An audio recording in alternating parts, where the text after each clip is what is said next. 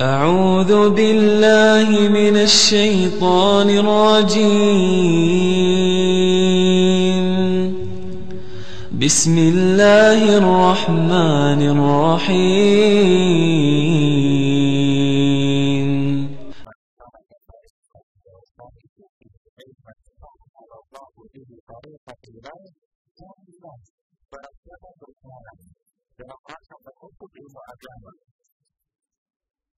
Maka Allah akan tiktok jalannya menuju surga.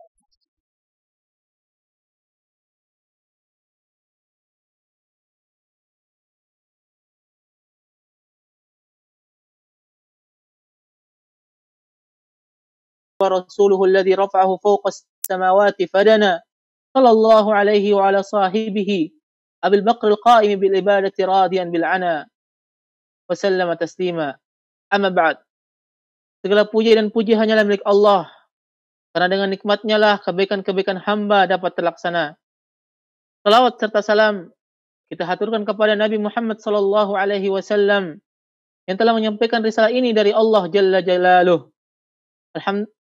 Alhamdulillah, sebelum kita memulai kajian kita kali ini, kita ada baiknya kita membacakan adab-adab kajian online. Yang pertama,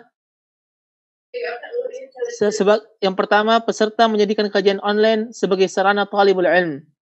Niat ikhlas, ikat ilmu dengan tulisan, menjaga aurat, berakhlak, dan beradab majelis yang mulia sesuai syariat Islam. Yang kedua, peserta wajib dengan nama asli, memute mikrofon dan mengclose kamera khusus akhwat. Yang ketiga, pada sesi tanya jawab hanya boleh satu pertanyaan. Tekan raise hand di menu more sebelum pojok kanan, bawah, atau bisa via chat. Yang keempat, untuk peserta akhwat bertanya lewat media chat, sedang ikhwan bisa raise hand bertanya dari mic. Yang kelima, peserta tidak boleh mengaktifkan fitur pen dan mencoret-coret monitor. Yang keenam, silakan berinfak terbaik atau sukarela, tambah angka 9 di akhir untuk transfer ke BNI Syariah dengan nomor rekening 0527542504 dan muamalah Bank Muamalat di nomor rekening 10500003642. Atas semuanya atas nama Hasan Taufik, yang bisa konfirmasi ke nomor 081122387732. Baik, untuk mempersingkat waktu kepada Ustadzul Al-Fadil Ustadz Syafiq Riza Basalamah, waktu dan tempat kami persilahkan. Tafadhol. Jazakallah khair. Ustadz Lukman belum pulang ini. Besok Ustadz, insyaallah. Masya Allah. Assalamualaikum warahmatullahi wabarakatuh. Alhamdulillah. Wassalatu wassalamu ala rasulillah, amma ba'd. Malam yang indah, malam 5 Hijjah 1441 Hijriah. Pembawa acara kita Ustadz Lukman dari Madinah, Masya Allah. Ana ada di Jember, jamaah ada di rumah masing-masing, ada di berbagai negeri atau di berbagai kota dari negeri tercinta kita jamaah. Allahumma salli wa sallim ala Muhammad wa ala ali Muhammad kama sallaita ala ali Ibrahim fil alamin innaka Hamidum Majid. Jamaah rahimakumullah. Bicara pendidikan keluarga di masa pandemi. Masa pandemi sepertinya belum berakhir. Lonjakan kasus baru sepertinya belum bisa ditekan. Ya, mungkin ada di beberapa daerah yang berkurang jumlahnya, entah apa penyebabnya. Tapi buat di Jember sendiri, kita ini rencana hari Senin depan hendak membuka kajian di masjid dengan protokol kesehatan, dengan pendaftaran. Tapi sepertinya rencana itu perlu dipertimbangkan kembali. Karena kemarin di Jember sendiri satu hari ada 48 kasus baru. 48. Sebelumnya 1, 2, 8. Ya, banyak ada 12. Tahu-tahu ini sehari 48 kasus baru. Karena memang wallahu a'lam bishawab. Apa karena manusia yang udah merasa aman, merasa nyaman, bosan dan jenuh dengan karantina di rumah, berada di dalam rumah, nggak kemana-mana. Akhirnya mereka tidak lagi peduli. Padahal kita tahu bahwasanya Allah Jalla Jalaluh mengatakan wala taqtulu anfusakum innahu kana bikum rahima. Kalian jangan membunuh diri kalian sendiri.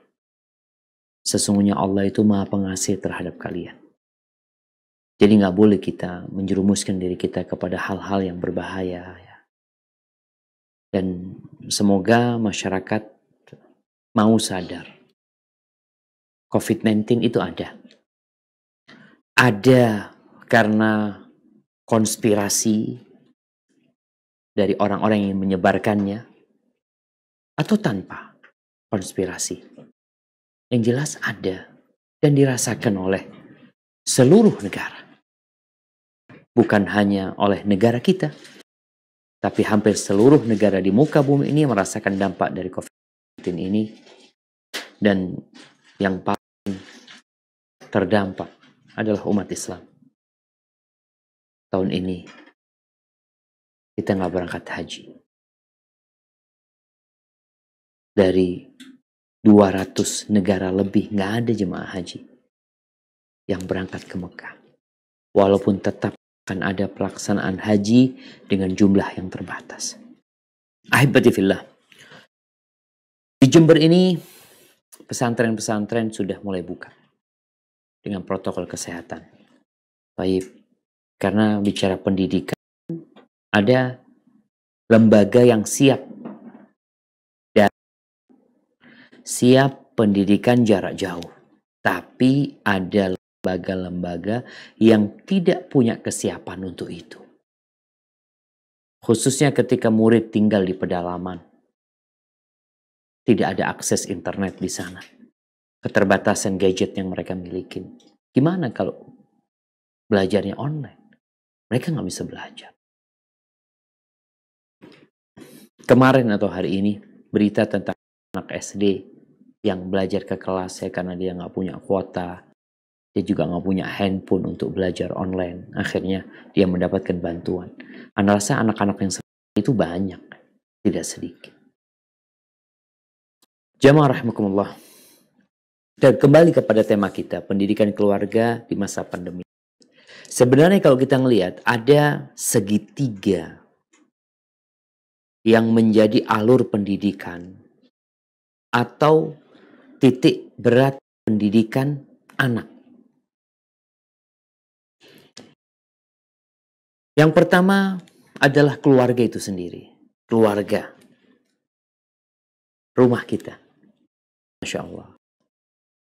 Itu adalah markas tempat pendidikan keluarga. Rumah kita. Sebelum sekolah, sebelum masjid, rumah kita. Yang pertama keluarga itu sendiri, yang kedua baru lembaga pendidikan yang dibuat oleh manusia, bentuknya sekolahan. Yang ketiga tempat ibadah, tempat berkumpulnya manusia. Disitulah juga ada unsur yang sangat ditekankan berkaitan dengan pendidikan, masjid. Nggak bisa lepas dari tiga hal ini. Di masa pandemi ini, subhanallah, semuanya kembali ke rumah. Masih ingat waktu awal-awal pandemi? Ana ingat banget bagaimana Ana berangkat ke Surabaya untuk mengantar putra Ana yang kedua. Untuk balik ke pesantren. Ana ambil dia hari Jumat. Kemudian hari Ahad Ana mau antar balik dia. Berangkatlah kita ngantar dia balik. Wah subhanallah, hari Ahadnya itu ditelepon sama anak yang pertama di Jakarta. di Depok. Wali kelasnya mengatakan anak Ustadz harus pulang. Subhanallah. Anak mau ngantar satu ke pesantren, yang satu harus balik. Akhirnya kita koordinasi sama pesantren yang ada di Sidoarjo, ternyata anaknya suruh balikin juga. Udah, nggak boleh balik ke pesantren. Akhirnya benar-benar momentum yang sangat luar biasa buat Ana. Ana berangkat dengan 5 anak, mau naruh 1, pulang dengan 6 anak, semuanya lengkap. Kita bawa pulang ke rumah.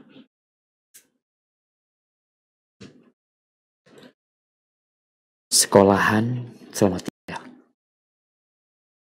Beban mendidik itu diberikan kembali kepada orang tua. Fadhal Ustadz, antum bawa anak antum. Taib. Bayangan anak, insya Allah udahlah pulang ke rumah. Nanti kita bisa belajar di masjid. Apa? Masjidnya ditutup. 2 lembaga pendidikan buat keluarga itu ternyata nggak bisa dipakai di masa pandemi. Sehingga semuanya bertumpu kepada keluarga. Rumahmu sekarang. Rumahmu adalah sekolahmu. Rumahmu adalah masjidmu. Di situ engkau didik anak-anakmu. Dan keluarga semuanya. Mulai kita harus memikirkan. Gimana nih? Generasi COVID-19 ini. Akhir 2019. Awal 2020. You can always find just the right animation Mungkin nanti that suits anak-anak your itu video akan dikenal and di your brand. generasi See the video's logo corona. right here? Well, instead of that, you just Yang drop in your sekolahnya own di logo. Or you can pick a different animation like this. And it only takes a few Akan dikenal clicks. nantinya jemaah. Beruntung seorang yang memiliki istri. Ini anak kata Masya Allah, anak beruntung punya istri. Alhamdulillah ya. Yang perhatian sama anak-anak, mendidik anak-anak. Maka sangat beruntung sekali di masa pandemi ini bapak-bapak, suami-suami yang tidak salah pilih istri. Kenapa? Karena al-ummu madrasah, ibu itu madrasah. Idza a'dattaha a'datta sya'ban thayyibal a'raq. Apabila engkau mempersiapkannya, maka engkau telah mempersiapkan sebuah bangsa yang agung, yang siap menghadapi apa saja ke depan. Kalau engkau tidak salah pilih ibu. Ada orang yang nikah dengan perempuan karena kecantikannya. Ya, secara pendidikan mungkin kurang, secara agama juga enggak, akhlak juga kurang. Ketika dibebankan kepada dia untuk ngajar anak-anak, dia nggak mampu. Terus di masa pandemi kita mau panggil guru, nggak mau datang gurunya ke rumah, takut. Terus gimana Ustaz? Ya engkau yang bertanggung jawab. Maka para orang tua hendaklah melihat kewajiban sekarang. Yang kalau kita membuka Al-Quranul Karim ya, mungkin bisa dibuka firman Allah Subhanahu wa taala di surat At-Taghabun ayat 6 ya. Nah, kok At-Taghabun, At-Tahrim. Afwan jamaah. Di surat Tahrim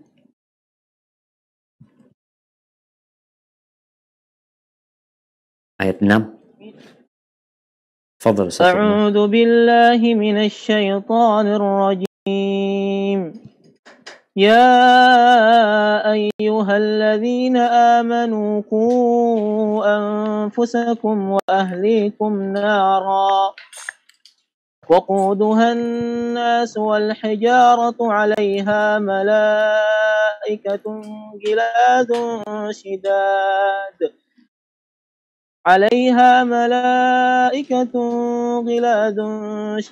لا يعصون الله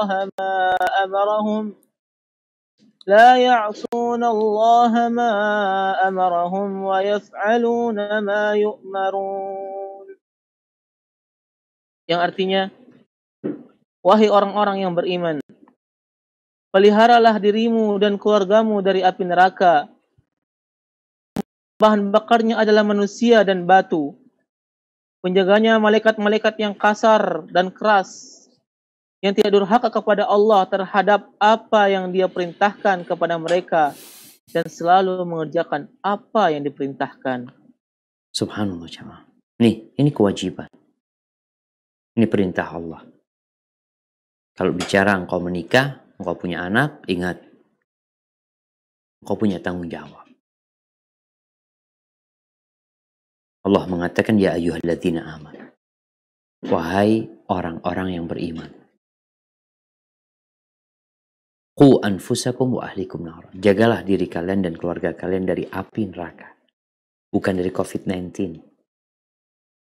Bukan dari penyakit menular. Karena ada sesuatu yang lebih buruk yang seharusnya kita jaga diri kita dan jaga anak-anak kita. Bagaimana kita melihat negeri-negeri itu lockdown? Karena takut sama yang namanya virus ini.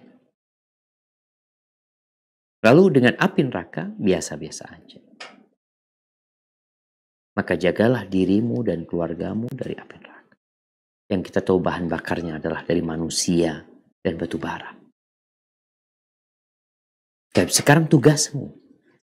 Kalau selama ini kau berbagi tugas dengan masjid, Ana berbagi tugas sama gurunya anak-anak. Ana berbagi tugas sama sekolahan ya, Masya Allah. Tuh, Ana merasakan ketika Ana meletakkan anak-anak di pesantren ya, ada beban yang sudah Ana letakkan di sana. Ketika Ana ngantarkan anak-anak jam 7 pagi ke sekolahnya, ada beban yang jadi ringan buat Ana ketika anak-anak letakkan di situ. Ketika nanti ada halaqah tahfidz di masjid, Ana letakkan di sana bisa asar umpamanya Ana pulang. Ada beban yang Ana letakkan. Sekarang semua beban itu tertumpu di rumah. Kita semua yang garap itu semua. Anak-anak jadi kurang bergaul karena di rumah aja. Nggak ada lagi bermain sama kawan-kawannya. Seragam sekolah nggak dipakai. Ada banyak yang hilang dari dia. Maka dalam kondisi seperti ini, orang tua harus ekstra sabar menghadapi anak-anak. Suami istri harus sabar. Karena biasanya ada istri yang ketemu suami itu hanya malam hari. Ketika suami udah capek. Dan pagi hari ketika suami mau berangkat kerja. Sekarang 24 jam ngelihat wajah suaminya. Si suami juga 24 jam ngelihat wajah istrinya. Perlu ekstra sabar. Kalau mungkin sang istri dulu sore hari rindu sama kedatangan suami. Sekarang bosen sama keberadaan suami dalam rumah. Sebaliknya suami juga kayak gitu kadang. Makanya ini ujian, bukan hanya ujian ekonomi. Bukan hanya ujian kesehatan. Tapi ujian untuk jiwa kita. Kita berada di masa yang sedang diuji. Dan Allah mengatakan وَنَبْلُوكُمْ بِالشَّرِّ وَالْخَيْرِ fitnah. Dan kami menguji kalian dengan kesenangan, kesulitan. Itu sebagai fitnah buat kalian. Ahibati fillah. Gimana sekarang? Apa yang harus kita lakukan? Karena sekolah belum mulai. Ya, anak tentu berharaplah pesantren dibuka, anak-anak bisa berangkat sekolah. Sebagian pesantren sudah mulai buka. Mulai menyuruh anak didik mereka untuk kembali ke pesantren. Ada. Tapi para orang tua takut. Takut kena virus nanti anaknya. Karena kita tahu namanya pesantren. Berkumpul di sana berbagai macam anak dari berbagai negeri, dari berbagai kota. Yang nggak tahu orang tuanya. Bicara kebersihan ya. Anak pernah di pesantren lah. 7 tahun di pesantren. Dulu pesantren Ana mungkin nggak sebersih pesantren-pesantren yang ada ya. Bahkan kita dulu satu pesantren kena penyakit gatal-gatal satu pesantren. Dulu ya. Sekarang pesantrennya Masya Allah bersih ya. Masya Allah. Ada banyak perubahan. Tapi tetap orang tua khawatir karena pandemi ini belum berakhir. Maka mau tidak mau, akhirnya pesantren memberikan pilihan. Yang mau anaknya datang silahkan, yang mau di rumah, tafadhol. Tapi kalau sekarang di rumah, apa yang harus kita lakukan? Anak sama istri sama anak-anak. Enggak usah ngomong orang lain. Ada beberapa petunjuk nih jamaah, yang mungkin bisa menjadi sandaran kita dalam pendidikan keluarga di masa pandemi ini. Yang pertama, harus ada kesepakatan yang berdiri di atas arahan untuk menyamakan visi dan misi di antara semua anggota keluarga. Karena contohnya Ana ngomong Ana lagi, Ana nggak bisa ngomong orang lain karena memang Ana nggak kemana-mana masa pandemi ini. Ya Ana di rumah aja, sehingga ini mungkin yang kita lakukan di rumah. Kita punya kesepakatan, bikin kesepakatan yang bermanfaat untuk kita semua. Ada anak yang udah dewasa. Ana punya anak, ada yang kelas 1 SMA, kelas 2 SMP, kelas 6 SD, kelas 4 SD, kelas PAUD, dan satu masih umur 2,5 tahun. Kita mau tidak mau, rumah kita nggak besar. Alhamdulillah. Kita harus bikin kesepakatan supaya apa? Supaya bisa jalan program-programnya. Mau ngapain di rumah doang kita? Alhamdulillah sekarang sekolah mulai online. Alhamdulillah. Sebelumnya jemaah kita tahu anak-anak itu kumpul di rumah. Biasanya weekend lah. Artinya ya weekend semuanya libur memang mereka. Dari pagi sampai sore sampai besoknya mereka libur. Tapi sekarang tiap hari itu seperti itu. Tiap hari. Pagi nggak ada acara. Jam 7 mandi berangkat sekolah. Nggak ada. Maka perlu mungkin kesepakatan. Dengarkan masukan dari anak-anak yang mungkin sudah bisa memberikan masukan. Kita ini mau bagi waktu gimana nih? Tetap ya ada waktu bermain ya. Kemudian ada waktu istirahat. Yang jelas semua merasakan kenyamanan di dalam rumah. Itu yang diinginkan. Kita perlu bikin kesepakatan itu. Dan kita juga mendidik anak-anak kita untuk dewasa. Udah. Mereka belajar masing-masing. Kita memberikan arahan kepada mereka. Waktu bermain, ya main bareng-bareng. Maka nasihat Ana di waktu yang seperti ini, pandemi ini, mungkin dulu kita jarang makan bersama. Karena semuanya punya jam sekolah yang beda-beda kadang-kala. Pulang sekolah juga beda. Kadang-kala nanti mau makan malam bareng, yang satu masih tahfidz Quran sampai habis Isya ya, baru balik ke rumah.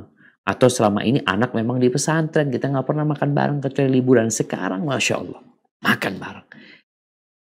Jadikan waktu kebersamaan itu untuk memberikan didikan kepada anak-anak kita. Ini setelah kita bikin kesepakatan tadi bersama. Pokoknya makan, jam 6 makan bareng semua. Baik, habis subuh semuanya harus ngaji. Nggak ada yang tidur habis subuh. Nggak ada. Baca zikir waktu pagi. Kemudian ngaji, setoran masing-masing. Dan usahakan anak-anak ini saling mendukung. Nggak semuanya menyampaikan hafalan Quran ini kepada bapaknya, mamanya. Yuk, Fulan, dengarkan dari adikmu. Engkau setorkan kepada Fulan. Jadi kesepakatan seperti ini ya insya Allah. Anak-anak mau kemana? Memang nggak bisa kemana-mana. Insya Allah mereka sepakat. Baik, yang kedua. Anak-anak itu butuh kawan. Biasanya dia di sekolahan itu Masya Allah banyak sohibnya. Masya Allah. Satu kelas 30 anak. Nanti keluar dari kelas ketemu sama adik kelasnya, sama kakak kelasnya. Sekarang ini sohibnya nggak ada. Siapa sohibnya? Engkau, Bapak. Engkau, Ibu. Engkau harus siap menemani anak-anak belajar dan bermain. Ya udah. Kita nggak perlu ngeluh. Alal aqil an la yaghtam. Ini kalau nggak salah ucapan salah seorang salaf ya, dinukil oleh Ibn Hibban Al-Busti. Dia mengatakan alal aqil an la yaghtam fa innal ghamma la yanfa'.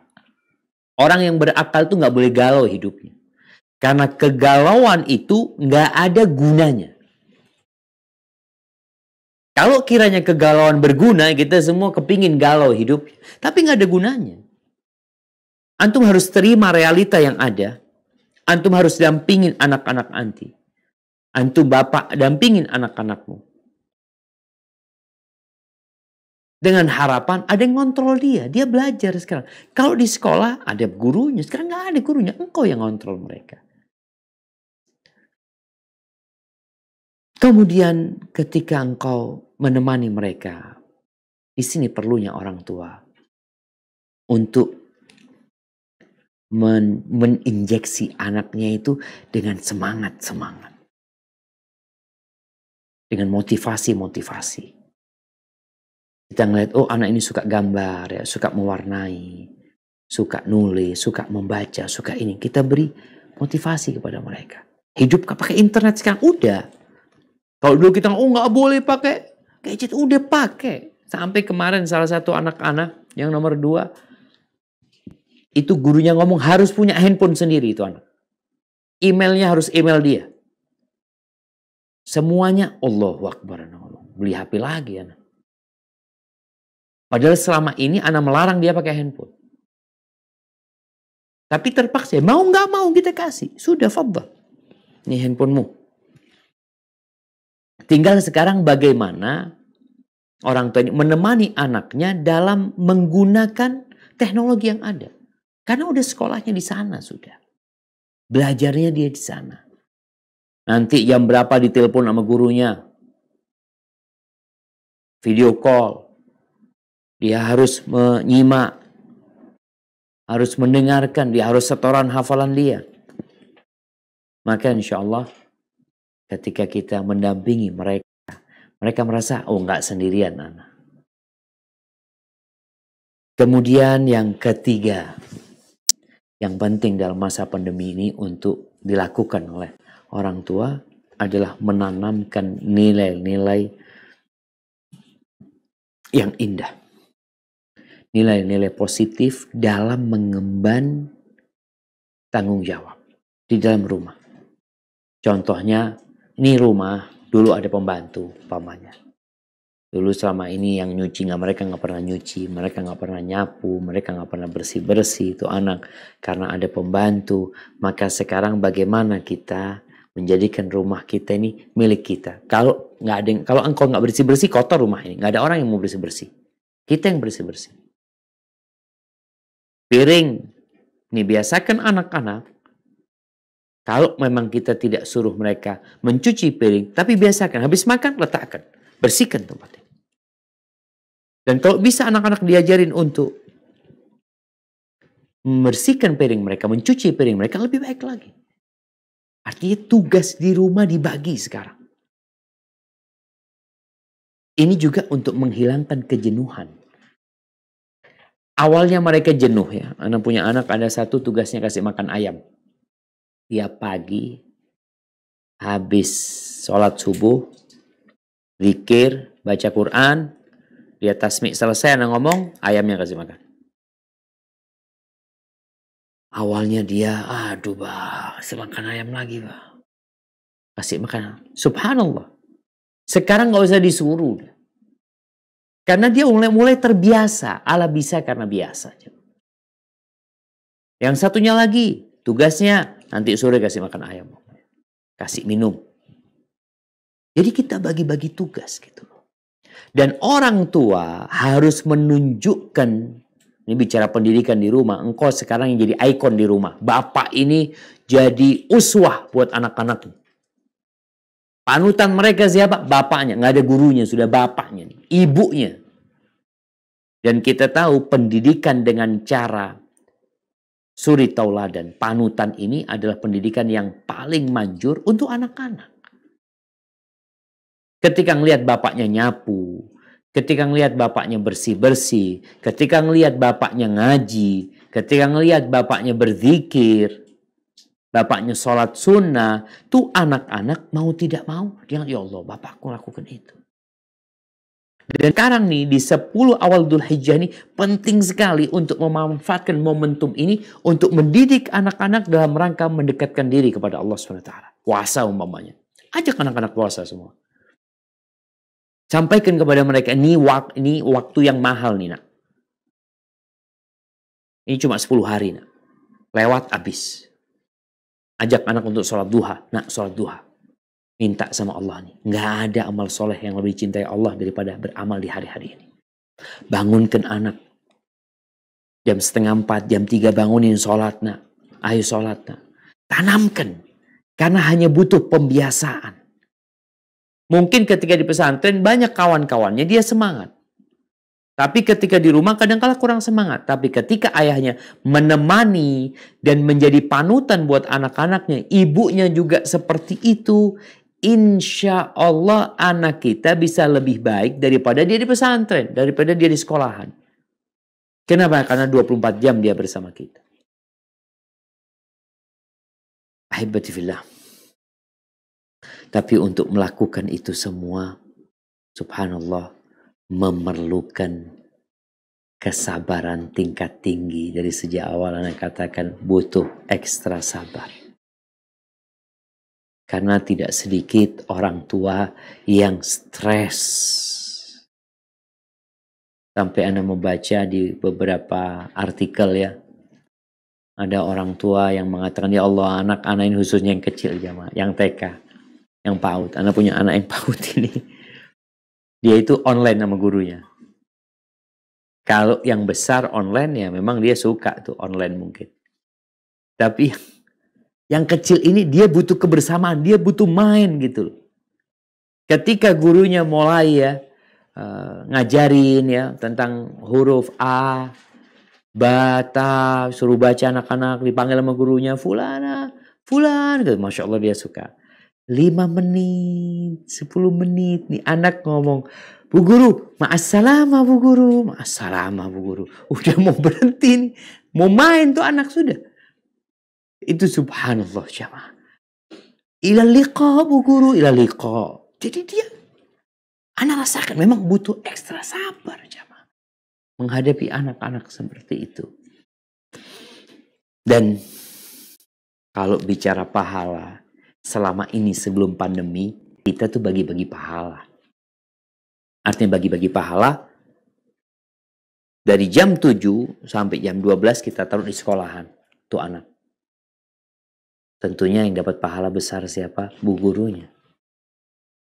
Dia yang capek ngurusin anak kita. Oh, anak yang cari fulus, antum cari fulus saja. Dapat pahala cari fulus. Tapi pahala mendidik anak, itu bu gurunya.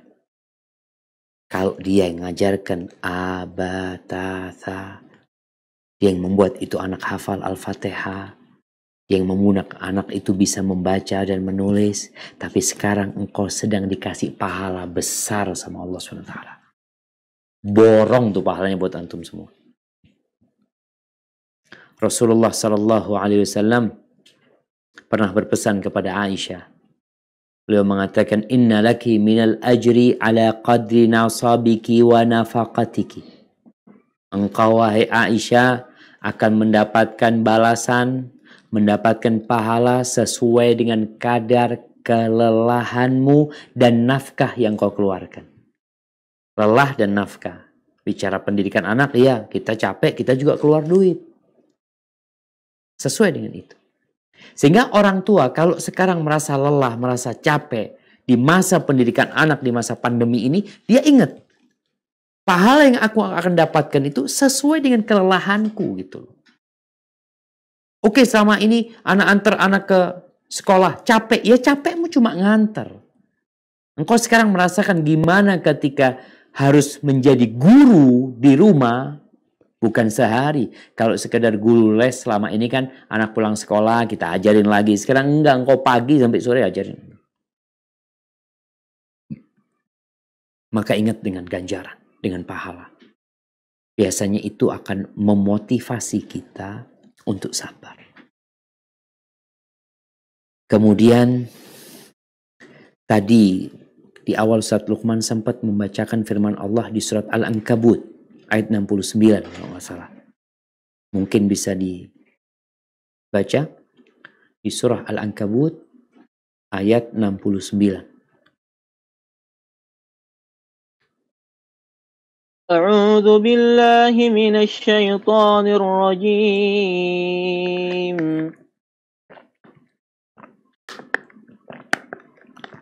والذين جاهدوا فينا لنهدينهم سبلنا وإن الله لمع المحسنين. Yang artinya, dan orang-orang yang berjihad untuk mencari keridhaan kami akan tunjukkan kepada mereka jalan-jalan kami. Dan sungguh, Allah beserta orang-orang yang berbuat baik. Subhanallah. Nih jihad. Badlut juhdi, badlut taqa. Ketika engkau mengeluarkan kekuatanmu, sehingga engkau capek dalam rangka mencari keridhaan Allah SWT. Kita bicara kita ingin punya anak-anak yang soleh. Kita ingin putri-putri yang saleha. Doa kita, Rabbana hablana min azwajina wa dhurriyyatina qurrata a'yun waj'alna lil muttaqina imama. Kita minta sama Allah agar tuh anak-anak jadi penyejuk pandangan, pelipur lara. Anak-anak menjadi imam buat orang-orang yang bertakwa. Ketika kita minta itu, mau nggak mau, kita sedang memohon sesuatu yang besar, jamaah. Kita ingin anak-anak jadi penyejuk pandangan. Kita bersama mereka jadi imam, jadi pemimpin buat orang-orang yang bertakwa. Lalu kita bermalas ria? Nggak mungkin. Engkau perlu lelah. Engkau perlu capek. Dan pasti kalau bersungguh-sungguh engkau, nggak main-main, kata Allah pasti akan kami tunjukkan kepada mereka jalan-jalan kami. Dan sesungguhnya Allah bersama orang-orang yang berbuat kebaikan. Makanya kalau kita lihat bagaimana perjuangan ibunya Imam Syafi'i untuk anak. Allah kasih petunjuknya. Nih seorang ibu single parent. Kalau nggak salah Imam Syafi'i lahir di Palestina. Di Gaza apa di Asqalan. Bapaknya meninggal dunia. Sang ibu tahu tanggung jawab dia. Bukan tanggung jawab sekedar memberikan nafkah. Karena banyak perempuan-perempuan jadi single parent yang ada dalam benak dia adalah memberikan nafkah buat anaknya. Bagaimana anaknya bisa beli pakaian, bisa punya makanan yang layak. Bukan. Yang dipikirkan ibunya Imam Syafi'i, bagaimana nih anak jadi orang yang bermanfaat. Dibawa tuh anak dari Palestina ke Mekah. Dia carikan lingkungan yang baik. Sekarang engkau yang menciptakan lingkungan itu di rumahmu. Anak gak kemana-mana. Tapi engkau capek memang. Dan capek ibunya Imam Syafi'i. Hasilnya Muhammad bin Idris Asy-Syafi'i. Baru umur belasan tahun sudah memberikan fatwa beliau. Rahimahullahu ta'ala. Perjuangan siapa? Bundanya. Anak namanya anak gak ngerti apa-apa. Ada yang mengarahkan dia. Dan kita tahu kullu mauludin yuladu 'alal fitrah. Semua itu dilahirkan di atas fitrah. Di atas la ilaha illallah fa'abawahu yuhawidanihi au yunassiranihi au yumajjisanihi. Tuh yang namanya anak dilahirkan di atas fitrah. Bapaknya, orang tuanya, bapak ibunya nih yang membuat tuh anak jadi Yahudi. Tuh anak jadi Nasrani. Itu anak jadi Majusi. Subhanallah.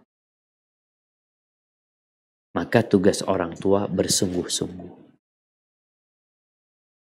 Bayangin ya, setiap Kalau sekarang di masa pandemi ini, engkau yang ngajarin anakmu hafal Quran nih, kita bicara. Yang ngajarin anaknya baca, yang selama ini bu gurunya yang ngajarin, sekarang engkau yang ngajarin.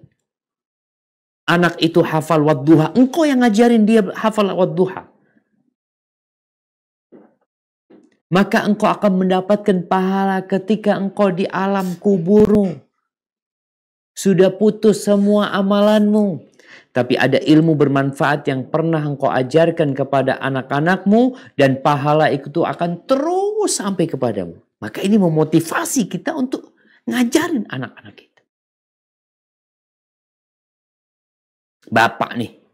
Yang mungkin selama ini engkau sibuk cari fulus. Sekarang engkau cari fulus tapi ada yang dari rumah. Atau engkau di PHK sekarang. Dan engkau harus kumpul sama anakmu. Manfaatkan waktumu. Jangan sampai lah dunia engkau dapatkan wala akhirat engkau hasilkan. Engkau di PHK, daftar kerja sana, daftar sana, nggak dapat. Terus di rumah ngapain? Jadi guru buat anak-anakmu. Ini momentum yang indah. Engkau bisa mendapatkan pahala yang besar dengan mengajar anak-anak. Dan kita tahu sabda Nabi SAW, kullukum ra'in wa kullukum mas'ulun an ra'iyati. Setiap kalian adalah pemimpin dan kalian akan ditanya tentang apa yang kalian pimpin. Kembali kepada kesabaran mendidik anak jemaah. Butuh ekstra sabar. Dan kondisimu kau tahu peran guru selama ini. Ya, Ana masih sedih ketika banyak orang tua yang tidak menghargai guru. Anaknya dipukul sama gurunya, dilaporin tuh gurunya. Kenapa itu terjadi? Karena engkau yang salah didik anak. Kemudian engkau salahkan gurunya.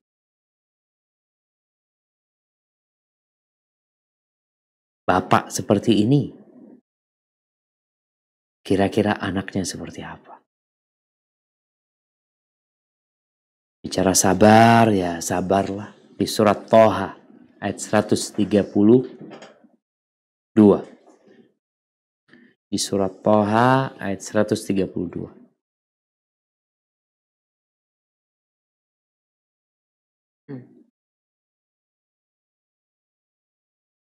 Fadhal, Ustaz Umar. أعوذ بالله من الشيطان الرجيم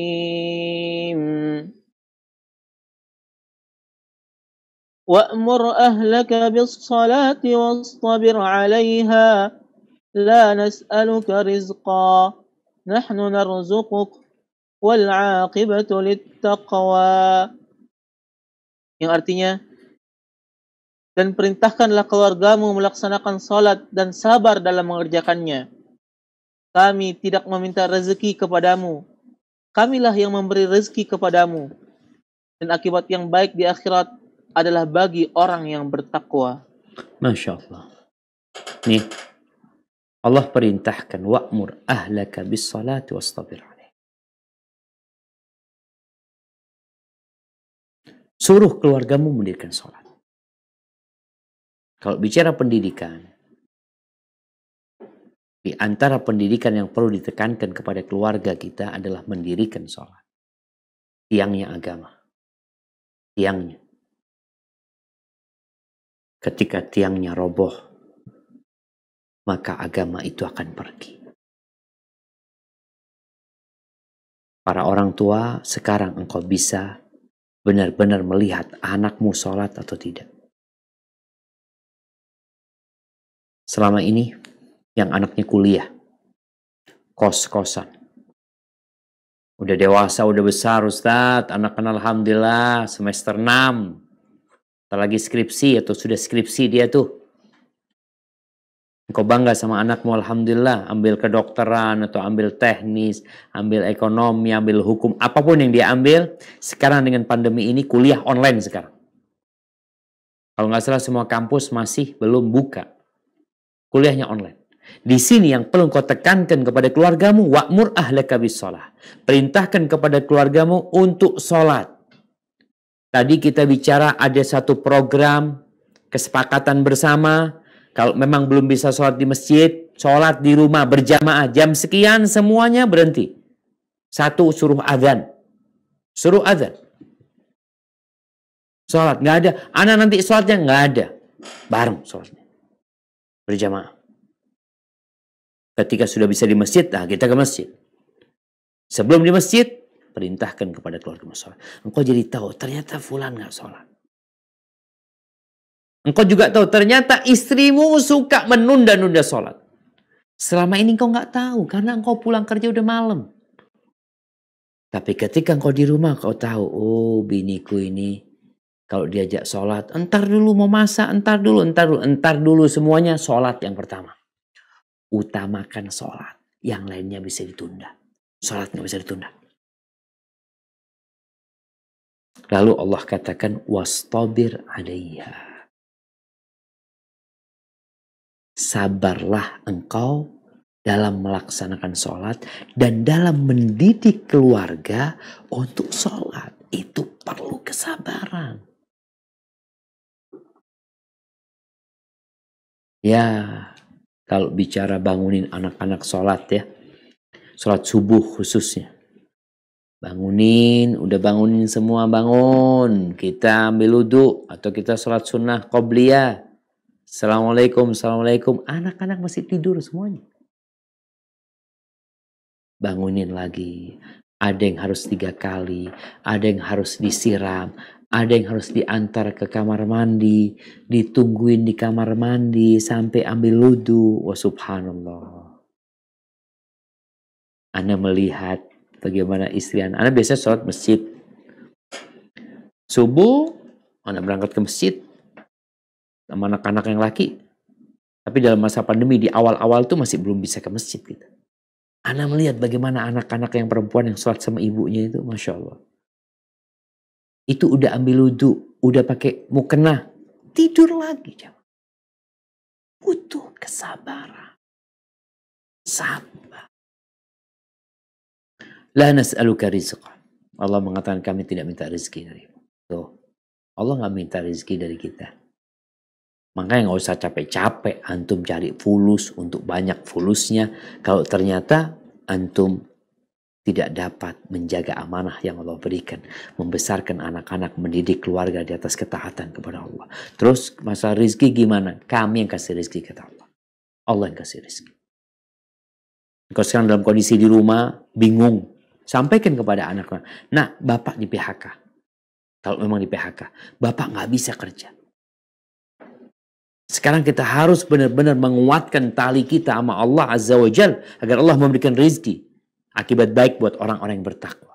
Yang bertakwa Allah berikan rezeki dari arah yang tidak disangka-sangka. Allah berikan jalan keluar buat dia. Dan ini untuk mendidik anak-anak kita. Untuk lebih menerima dengan kondisi ekonomi yang ada. Mengingatkan mereka tentang kelemahan manusia. Jadi masa pandemi ini banyak hikmah yang bisa kita ambil. Dan salah satunya, engkau menjadi bapak guru, dan engkau menjadi ibu guru, dan engkau menjadi orang-orang yang dicintai oleh anak-anakmu. Hadza wallahu a'lam bishawab. Mungkin itu yang bisa saya sampaikan pada kesempatan kali ini.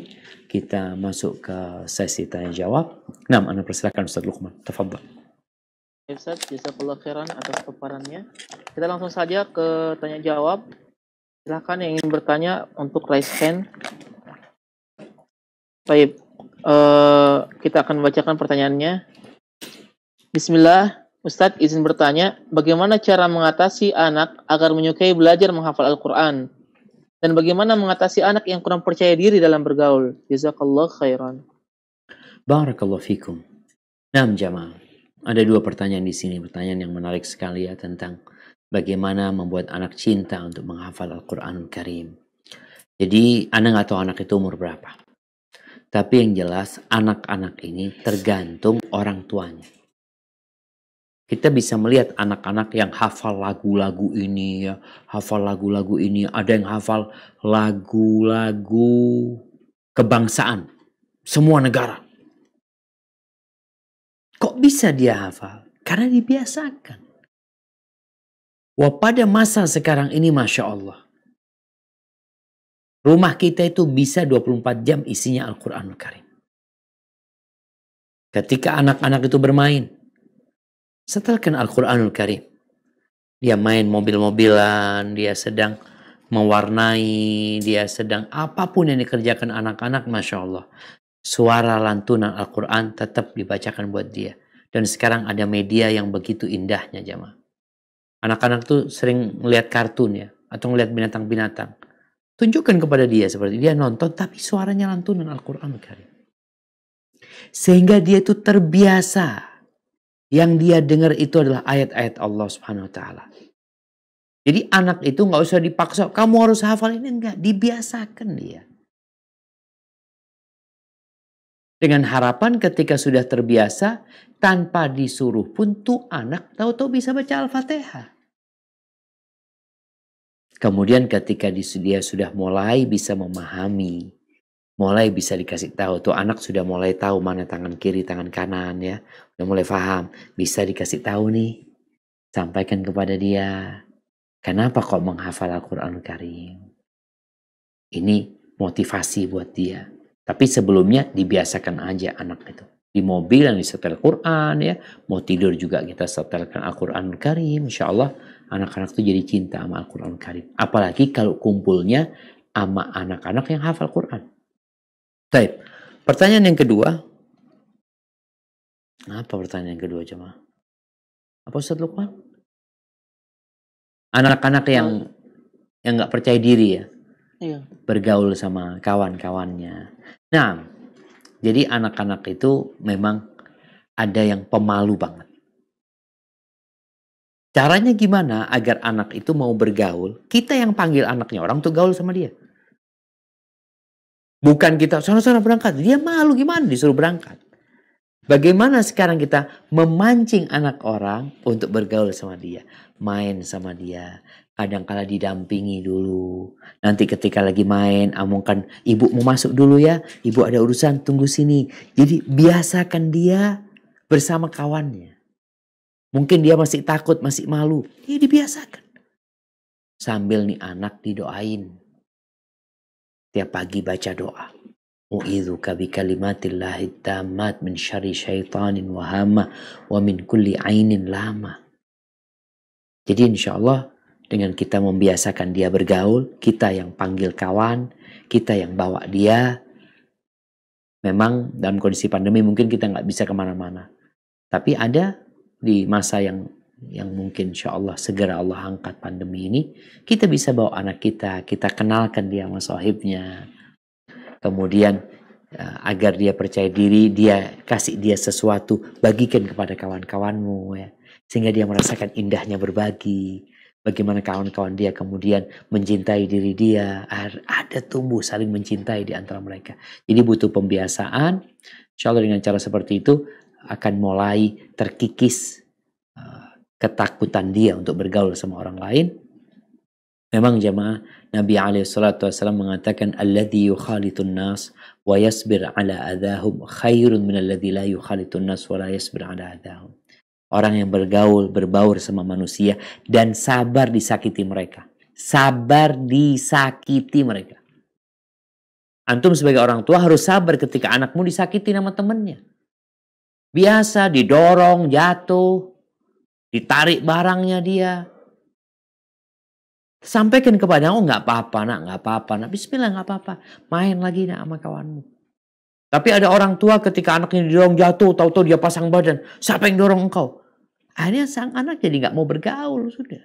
Tapi kita kuatkan dia, nggak apa-apa. Mana tadi yang dorong ya, minta maaf ya, main yang baik-baik ya, kasih nasihat mereka. Sekali lagi tadi ajak anak untuk berbagi sama kawan-kawannya, insya Allah sambil kita doakan semoga sifat itu menghilang dari diri dia. Hadza wallahu a'lam bishawab. Baik Ustaz, ahsanallahu ilaikum.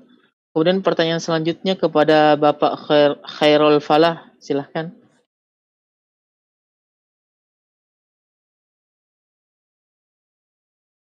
Bapak Khairul Falah.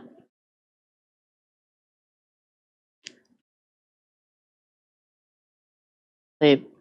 Assalamualaikum warahmatullahi wabarakatuh. Waalaikumsalam warahmatullahi wabarakatuh. Ahlan wa sahlan. Barakallahu fikum Ustaz. Wa fikum wa barak. Ahlan wa sahlan. Ustaz, mau nanya yang masalah firman Allah itu Ustaz. yang mengenai jagalah dirimu dan keluargamu dari api neraka gitu Ustaz ya. Nah, Nah, kebetulan Ana punya anak 2 perempuan nih Ustaz nih, 1 laki bontot. Yang Ana mau tanyakan, sebatas manakah seorang bapak gitu Ustaz dalam bertanggung jawab kepada anaknya perempuan ini, apakah setelah dia sudah bersuami, saya sebagai anak, sebagai ayahnya, apakah masih bertanggung jawab kepada anak-anak itu Ustaz, sampai apakah nanti di akhirat itu nanti apa anak juga tetap kena gitu Ustaz tanggung jawabnya terhadap anak-anak perempuan atau suaminya gitu Ustaz. Nah Ustaz. barakallahu fikum. Nah, jamaah. Ya, ini pertanyaan yang indah sekali ya. Buat orang yang berpikir tentang tanggung jawab dia sebagai seorang ayah kepada anak-anaknya. Kita tahu anak sampai kapanpun tetap anak. Sebagaimana bapak sampai kapanpun tetap bapak. Jadi bicara anak, mau anak itu sudah nikah, mau anak itu sudah punya anak, jadi ibu buat anaknya, sehingga pangkatnya bapaknya jadi kakek, tetap tuh anak-anak dia. Nggak berubah. Memang Nabi SAW bersabda tentang bagaimana mendidik anak ini. Ada batas yang harus dilakukan orang tua. Beliau mengatakan, man kana lahu 3 banatin. Barang siapa yang punya 3 anak perempuan. Fasabara alaihin. Kemudian dia bersabar mendidik itu anak-anak. Sabar.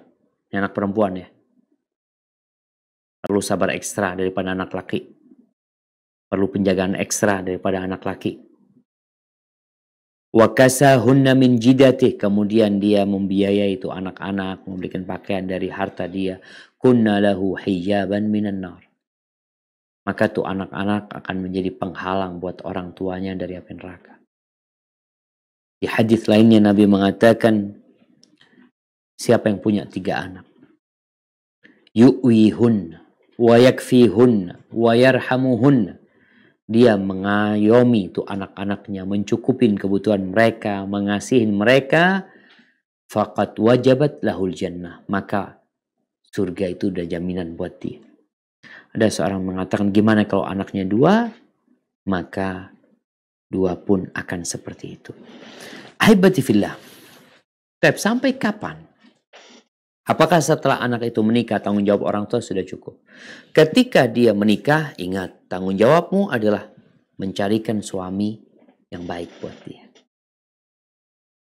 Sehingga ketika engkau mendapatkan suami yang baik, engkau sampaikan kepada putrimu, nah hari ini bapak menyerahkanmu kepada suamimu.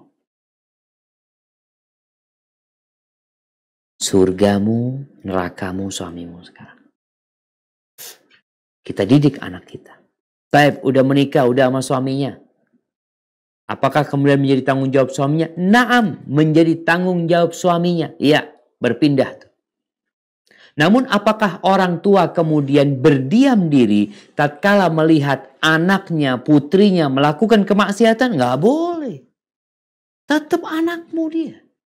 Kita ngelihat orang lain berbuat maksiat, orang lain nggak ada hubungan darah sama kita. Kita melihat orang lain berbuat dosa. Kata Nabi alaihi salatu wassalam, man ra'a minkum munkaran falyughayyirhu biyadih. Barang siapa di antara kalian yang melihat kemungkaran, maka hendaklah dia merubah dengan tangannya. Merubah dengan tangannya. Yang nggak bisa maka dengan lisannya, yang nggak mampu maka dengan hatinya. Artinya tanggung jawab muslim itu tetap berjalan. Apalagi ini anaknya, tapi udah nikah. Disinilah mungkin caranya yang berbeda. Nabi alaihi salatu wassalam setelah Fatimah menikah, apakah dilepas Fatimah? Enggak. Tetap anak ya. Kalau bicara urusan ibadah, Nabi alaihi salatu wassalam kadang-kala malam hari lewat rumahnya Fatimah sama Ali. Beliau dari luar rumah mengatakan, ala tusallian, apa kalian gak mau sholat malam nih? Bangun sholat malam. Seperti itu, padahal udah nikah. Karena memang sejatinya kita itu berbuat baik kepada semua orang ya.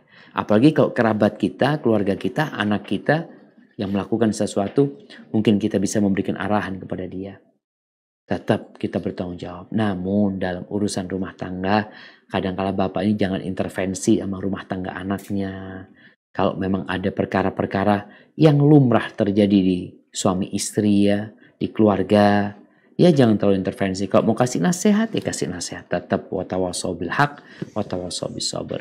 Dan nanti pada hari kiamat akan ada sidang. Bapak di sidang. Engkau udah benar nggak didik anakmu? Sampai kau menikahkan dia. Suami di sidang. Engkau setelah punya tuh bini, engkau apain tuh bini? Kau didik dengan cara yang baik atau tidak? Dan semua akan mendapatkan balasan yang setimpal dengan perbuatan mereka. Hadza wallahu a'lam bissawab. Baik, ahsanallahu ilaikum, jazakallahu khair. Kemudian ini pertanyaan banyak yang sama Ustaz. Itu bagaimana caranya? Intinya bagaimana caranya agar anak-anak itu bisa fokus, menghafal, belajar, dan karena banyak dari anak tersebut asyik main game. Iya jemaah. Ya, tadi kita sampaikan ya, ada kesepakatan yang harus dibikin sama anak-anak kita. Nggak semua waktu dengan handphonenya dia belajar, nggak. Ada waktu mungkin mereka nonton sesuatu yang bermanfaat. Mungkin ada waktu mereka bermain. Sehingga tatkala orang tua membuat kesepakatan dengan anaknya, dia tahu kapan engkau pegang handphone untuk bermain dan kapan engkau letakkan handphone. Sehingga ketika sudah ada waktu, dan ingat ya, waktunya itu tolong yang sesuai. Bukan bicara hari Sabtu, pegang handphone berapa jam. Enggak. Kau pegang handphone 1 jam, setelah itu balikin handphone.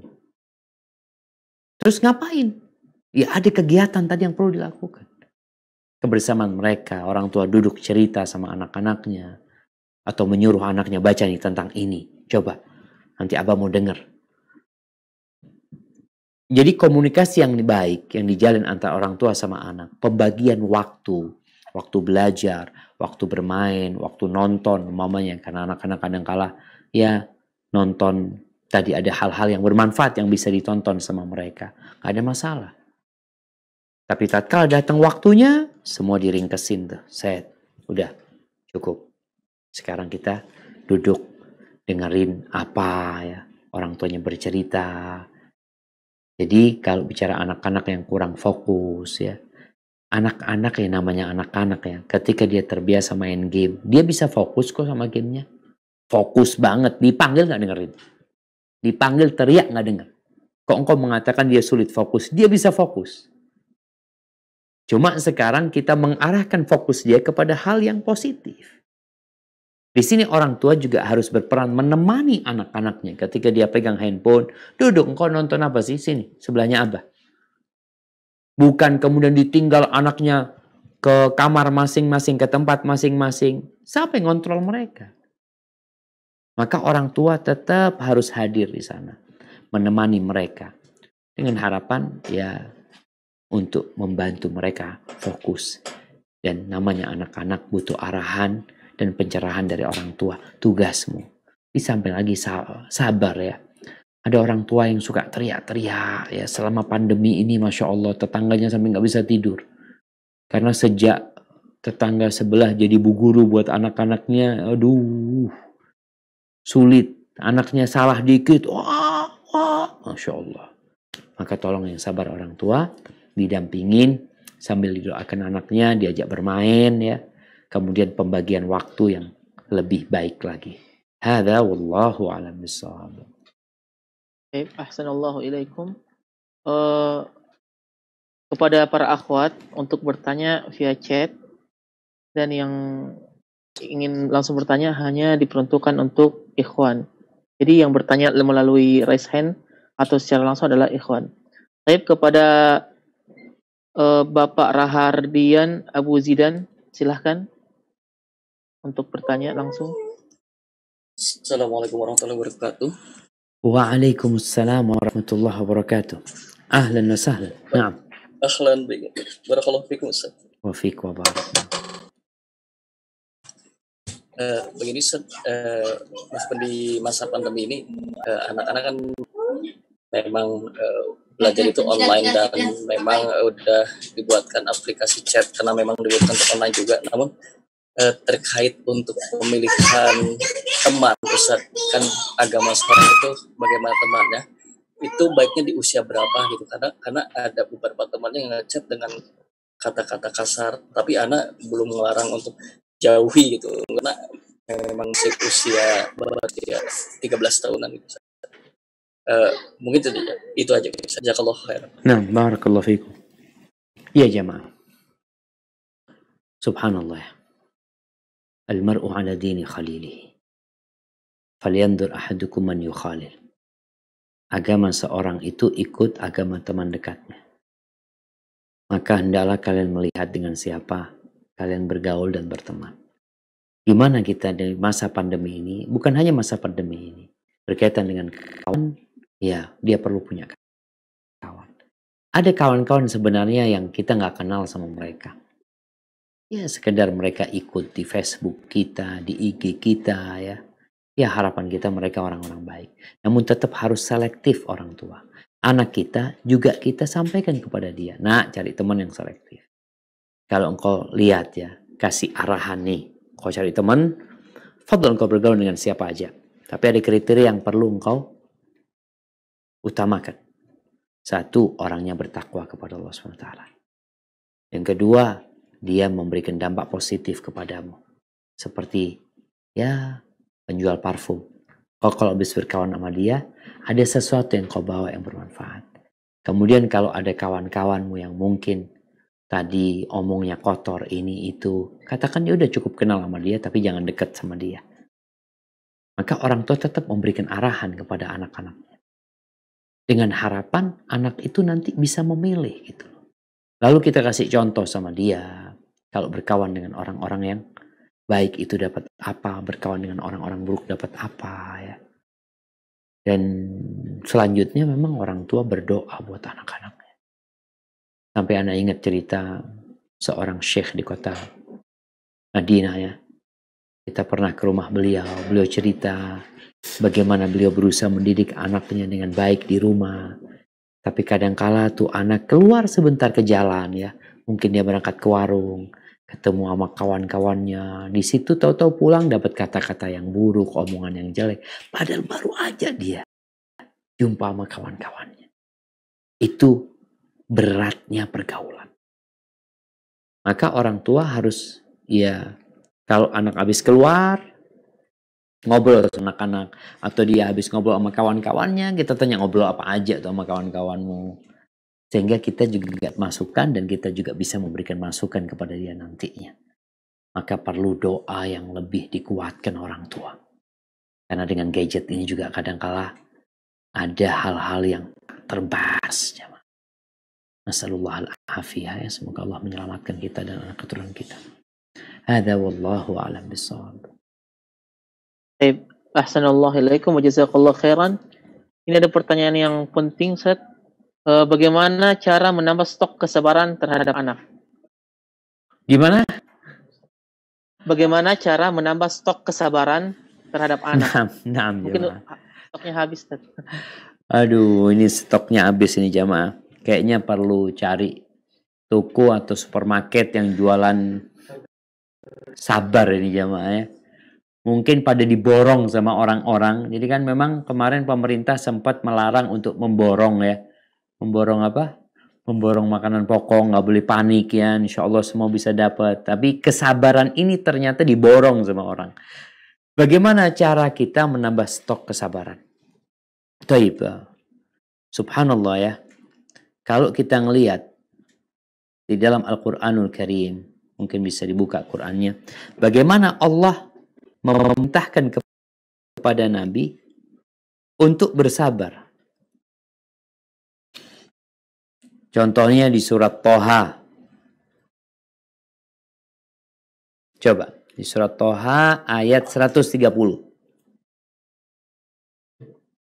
A'udzu billahi minasy syaithanir rajim. فاصبر على ما يقولون وسبح بحمد ربك قبل طلوع الشمس وقبل غروبها ومن آناء الليل فسبح وأطراف النهار لعلك ترضى. Yang artinya, maka sabarlah engkau Muhammad atas apa yang mereka katakan, dan bertasbihlah dengan memuji Tuhanmu sebelum matahari terbit dan sebelum terbenam, dan bertasbihlah pula pada waktu tengah malam dan ujung siang hari, agar engkau merasa tenang. Tuh, kalau stoknya habis, sabarnya udah habis, lakukan apa yang Allah perintahkan kepada Nabi SAW. Nabi juga lelah jemaah menghadapi kaumnya. Capek beliau. Allah tahu. Sehingga ketika stok kesabaran itu menipis, Allah perintahkan kepada Nabi untuk bersabar atas ucapan-ucapan mereka. Kalau Nabi menghadapi kaumnya, kita menghadapi anak-anak kita. Wasabbih bihamdi rabbika qabla tulu'i syams. Kita disuruh bertasbih sebelum terbitnya matahari. Bertasbih ketika sholat subuh. Kuatkan sholat subuhnya, qobliyah subuhnya. Setelah sholat subuh baca tasbih lagi. Subhanallah wa bihamdih adada khalqih wa ridha nafsih wa zinata arshih wa midada kalimatihi. Baca 3 kali. Baca subhanallahi wa bihamdihi subhanallahi wa bihamdihi subhanallahi wa bihamdihi 100 kali. Ini dalam rangka mencas kesabaran yang sedang turun. Yang stoknya tadi habis. Engkau belanja lagi dengan bertasbih. Dengan mendirikan sholat sebelum subuh, sebelum matahari terbit itu. Sholat subuh itu sendiri.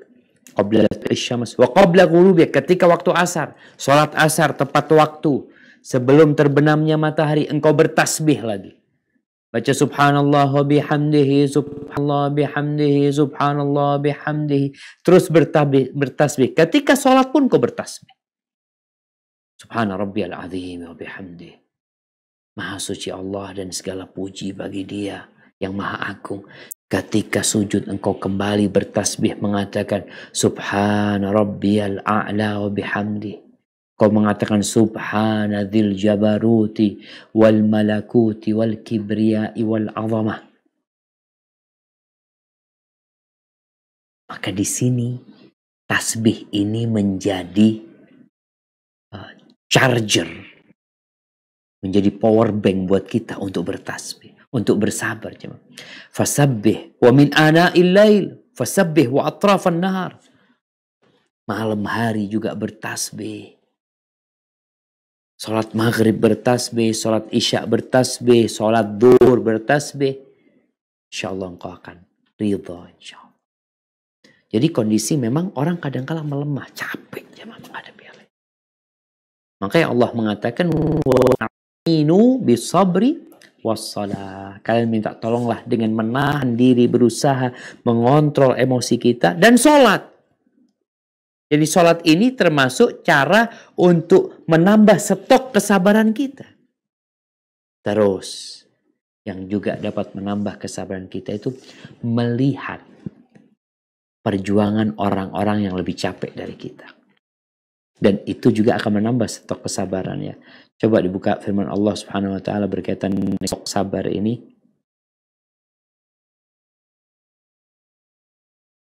Nah, di surat Al-Ahqaf ayat 35. Surat Al-Ahqaf ayat 35.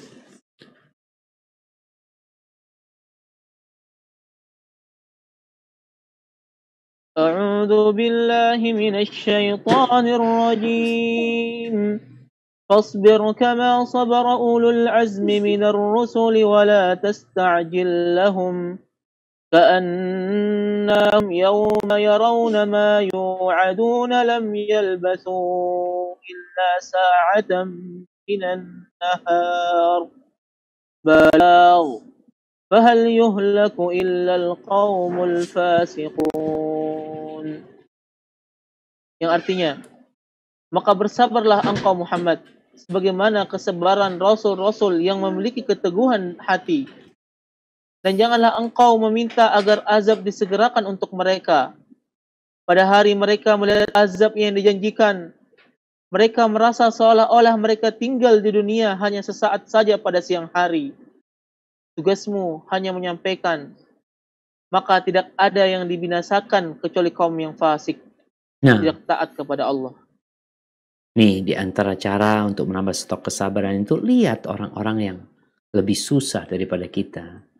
Allah perintahkan kepada Nabi untuk sabar, untuk mengingat tuh gimana sabarnya Nabi Nuh 950 tahun berdakwah, gimana sabarnya Nabi Ibrahim dibakar oleh kaumnya, gimana sabarnya Nabi Musa alaihissalam menghadapi Fir'aun, bagaimana sabarnya Nabi Isa alaihissalam. Ini akan menambah stok kesabaran kita juga. Selain tadi sholat, bertasbih, antum melihat ada orang-orang yang memang lebih parah hidupnya dari antum. Ada orang yang dikasih anaknya autis ya. Gimana sabarnya dia? Ada yang dikasih anak na'udzubillah min dzalik, narkoba. Gimana sabarnya orang tua? Jadi ini semua untuk menambah stok kesabaran. Lalu ingat, wala tasta'jil lahum. Ini termasuk Nabi nggak boleh terburu-buru, tergesa-gesa agar mereka diadab ya. Kadang-kadang orang tua kalau nggak sabar sama anaknya kan didoain yang nggak benar anaknya. Jangan, sabar. Sebentar, nggak lama. Kemudian yang terakhir yang akan bisa menambah stok kesabaran, engkau tahu dengan balasan. Masya Allah, ada Ustaz Luqman. Nah, engkau melihat balasan yang Allah berikan kepada orang-orang sabar. Nggak ada batasannya. Hada wallahu a'lam bissawab. Nah. Baik. Yang kepada yang ingin bertanya langsung kepada Muhammad Faiz Ridha, silahkan.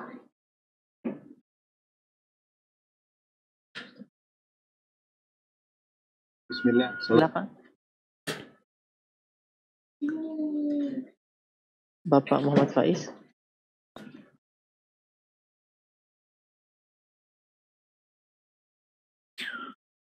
Assalamualaikum. Waalaikumsalam warahmatullahi wabarakatuh. Ustaz, Ana dengan Ridho dari Cikarang. Ahlan wa sahlan. Nah, mohon izin 2 pertanyaan boleh Ustaz? Singkat-singkat sih. Tafadhal. Jadi gini, yang pertama seperti yang Ustaz ketahui, ketika kita mendidik anak di rumah itu kadang-kadang kan beda karakter dan seringkali yang didengarkan itu gurunya. Nah, boleh nggak Ustaz dalam ini yang pertama, boleh nggak kita mengatur siasat supaya pada saat memang nggak bisa kita berikan arahan, kita minta bantu gurunya lewat online seperti itu. Nah. Itu yang pertama. Kemudian yang kedua, terus terang Ana ya mungkin dengan segala keterbatasan, sibuk kerjaan dan sebagainya, ya tetap dalam hati anak ketika anak mengenal sunnah itu ingin anak itu lebih baik lah dari anak, sehingga nanti keturunan anak di bawahnya nanti itu akan membawa dakwah sunnah yang lebih baik. Kebetulan anak-anak di pesantren. Apakah salah Ustaz anak berawat seperti itu? Karena terus terang kalau yang tadi Ustaz sampaikan, orang tua kan menjadi uswah bagi anak-anaknya, apalagi mereka sekarang di rumah bersama kita seperti itu. Sementara mungkin katakanlah kalau anak-anak bisa cepat hafal yang 11 juz, sementara orang tuanya mungkin masih merayap-rayap gitu Ustaz. Ya. Mungkin itu aja Ustaz. Jazakallah khair. Assalamualaikum warahmatullahi wabarakatuh. Waalaikumsalam warahmatullahi wabarakatuh. Nah, jemaah. Ya kadang-kala anak-anak itu nggak percaya sama bapaknya, percaya sama gurunya. Iya. Sebagaimana banyak istri kalau suaminya ngasih tahu dia nggak mau dikasih tahu. Enggak, kamu bukan ustaz. Tapi kalau yang ngasih tahu ustaz baru mau dengerin gitu. Ini kan masalah kepercayaan anak kepada orang tua. Tinggal bagaimana menumbuhkan hal itu. Sampai Anda juga ngomong sama istri Anda. Anda ngomong sama istri Anda, tolong kalau ngajar anakmu itu, ada satu anak kita, kalau ngajar dia pakai seragam sekolah. Jadi tunjukkan engkau sedang sebagai guru gitu loh sekarang. Jadi bapak pun bisa menunjukkan bapak jadi guru sekarang ini. Dan Bapak udah belajar, udah ngomong sama Bu Guru. Jadi Bu Guru menyerahkan kepada Bapak untuk ngajarin engkau. Sehingga anak ini beranggapan bapaknya sekarang posisinya adalah guru dia. Karena apa? Karena selama ini bapaknya nggak pernah jadi guru buat anaknya. Sehingga sang anak nggak percaya sama bapaknya. Ketika sudah bapaknya menjadi guru, memposisikan dirinya sebagai guru pada saat itu, insya Allah akan tumbuh di diri anak itu kepercayaan bahwasanya dia sedang belajar sama gurunya. Namun, ya karena kepercayaan belum tumbuh, apakah boleh minta tolong sama gurunya? Nggak apa-apa. Kita nih untuk mendidik anak ini. Ya, kadangkala kita kasih nasihat dia nggak dengar. Tapi kalau fulan yang kasih nasihat dia dengar. Apa salahnya kalau kita minta tolong sama fulan? Kayaknya fulan kalau engkau yang menyampaikan dia dengar. Tujuannya adalah bagaimana dia berubah jadi baik. Caranya macam-macam. Baik. Yang kedua berkaitan dengan qudwah ya. Bapak sebagai qudwah. Dan kita perlu terus terang sama anak kita. Karena kadangkala anak ini ia merasa bapak aja ngajinya belum benar, masa anak harus benar gitu ya. Ya kadangkala ada anak-anak yang seperti itu. Maka perlu menanamkan pemahaman kepada anak. Kalau bapak udah tua, bapak memang mungkin salah dalam perjalanan hidup yang dulu. Tapi bapak nggak ingin engkau seperti bapak. Ada bapak yang buta huruf, tapi nggak ingin anaknya buta huruf. Apalagi ini ayah ingin anaknya menjadi pendakwah kepada sunnah ya. Sehingga perlu dimotivasi anaknya bahwasanya yang terjadi sama bapaknya itu adalah sesuatu yang sudah berlalu. Dan sampaikan kepada anak, nah engkau berbeda sekarang. Wah kalau ana sama anak ana, bandingkan ana sama anak ana, ya Allah. Ana lulus SD baca Quran nggak lancar. Sekarang ana ngelihat anak-anak umur 4, kelas 4 sudah hafal 5 juz, 8 juz, 10 juz. Ana ngomong subhanallah. Bapakmu lulus SD dulu, baca Quran belum lancar.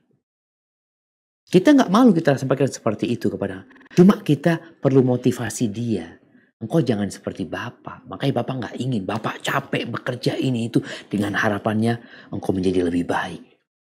Insya Allah dengan memotivasi seperti itu anak-anak kita, ya semoga dia bisa bersungguh-sungguh. Tapi di sisi lain bapaknya harus menunjukkan semangat dia belajar dengan segala keterbatasan dia.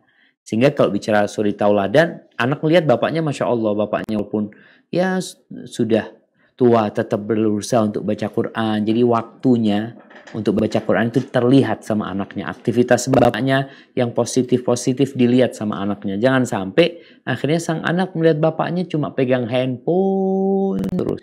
Itu bermasalah sama anak-anak kita. Hadza wallahu a'lam bishawab. Dan sambil didoakan terus ya anak kita dengan doa orang-orang soleh. Rabbana hablana min azwajina wa dzurriyyatina qurrata a'yun waj'alna lil muttaqina imama. Hadza wallahu a'lam bishawab. Baik Ustaz, itu pertanyaan terakhir mungkin Ustaz. Mungkin terakhir kami minta kepada Ustaz untuk memberikan kuis. Ada berapa kuisnya nih? Berapa ini Pak Bima kuisnya? Satu aja Ustaz. Satu aja? Ya. Baik. Kuisnya. Siapa nama? Ini jawab langsung apa pakai WA? WA ke chat Ustaz. Ke chat. Ya, chat. Ke chat nantinya. Ya. Baik. Sebutkan 3 cara menambah stok kesabaran bersama dalilnya. Sebutkan 3 cara menambah stok kesabaran bersama dalilnya. Tadi udah kita bahas itu. Semoga para jamaah dengan berusaha mencari jawabannya. Subhanakallahumma wa bihamdika asyhadu an la ilaha illa anta astaghfiruka wa atubu ilaik. Assalamualaikum warahmatullahi wabarakatuh.